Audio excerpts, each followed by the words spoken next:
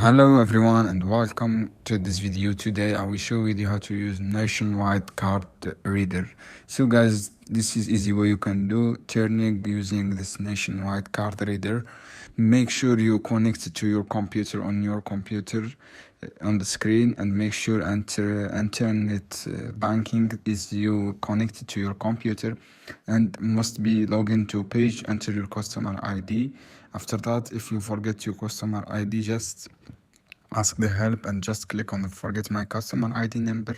Insert the Nationwide Visa debit card and the card reader when you prompt it, and you will have to follow the instruction by the internet banking site or application on your computer screen to generate OTP authentication and your identity, as well as accessing your account, and you will have enter your passcode on the login screen. This is how you can do, guys. I hope this video helpful for you. See you on another video soon.